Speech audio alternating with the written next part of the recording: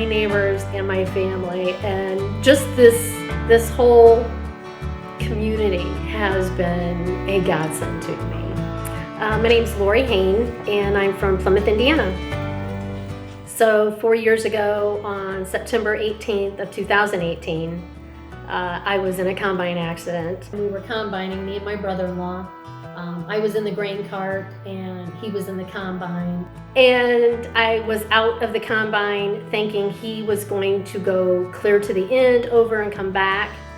So me and my dog got out to go to the bathroom, unfortunately, and the dog took off. I didn't know why, because he'd never done it before, so I went chasing him, not realizing he could hear the combine, but I couldn't. Being 5 foot and the corn being 12 feet, I did not know you can't hear the combine when you're down inside of it.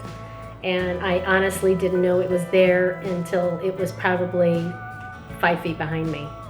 And then I could hear it, and then I knew why the dog ran.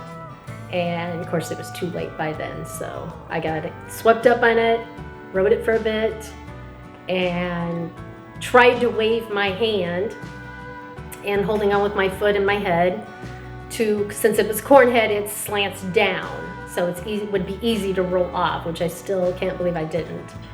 And my brother-in-law, unfortunately, was driving it, and he literally says the only reason he stopped the corn head in the combine was because he heard me call his name like I was sitting right beside him, and he didn't know why, so he hit the kill switch and just cut everything off, shut everything down, and he still didn't know why till he got out on the landing of the combine and seen me off to the side of it. While I was in the hospital, I pretty much knew I was not going to give up, that I was going to keep going. My doctors and nurses all knew. I had the attitude that they went into it thinking, what do we need to do to get her in a prosthetic?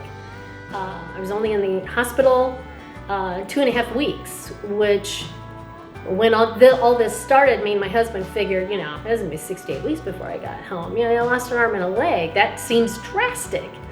But I was only in there 2.5 weeks. Being a avid hiker of doing 100 miles of the Appalachian Trail for the past 3 years, pretty much they said that's what saved me, because I was probably in better shape at 54 years old than I was at 18.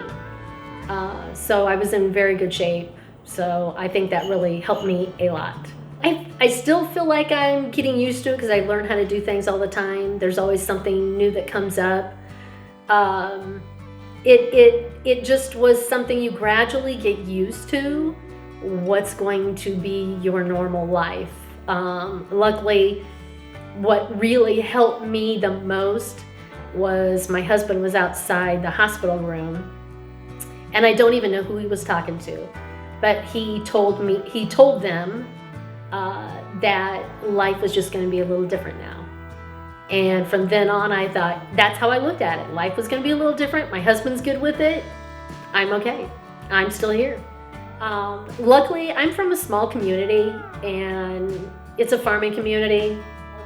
I have learned that it's okay to ask for help. It's okay to need a wheelchair, a walker, or anything. You need to realize any tool that helps you. I had somebody say, oh, you probably don't like having a wheelchair. It's a tool. That's how I look at it. It's a tool that helps me do what I need to do. Whether it's a kitchen gadget or an office gadget, a wheelchair, it doesn't matter. They're all tools to help me do what I want to do during the day. And I love to bake and cook, so that's something I do. I like to do my book work. I like to accomplish, whether it's mopping my own floor, but I still feel very accomplished when it's like, oh, I made a mess, I can clean this up myself. I work around, I find the things, I have a mop that is amazing, it vacuums and mops, I can mop up an egg if I drop it. You just have to find the stuff that works for you. From day one, I have had a huge support system. So my husband, my kids, my family, my brother that makes my arm attachments for me. I've got another brother a mile away that he helps me when I have mower issues. If my husband's a ways away, my brother helps me out. My family and my friends, and all my neighbors here, I know I can call them at a moment's notice. So Summit City Prosthetics has been a wonderful experience. They are so helpful, and he came up with a few things that I didn't even know was out there, because I needed an arm a little shorter so that I could eat with it. So originally I had the whole arm with the elbow and everything, but without an actual elbow, you would have to get the arm, elbow into the right position, then you had to get the attachment into the right position.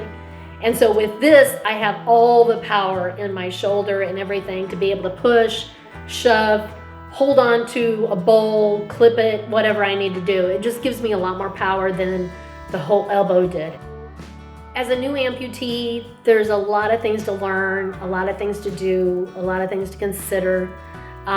You just got to remember, when all this starts up, it's all temporary, because you're going to get used to it. You're going to figure out how to do things. You're going to meet people. And just getting used to this, it's don't be embarrassed by it.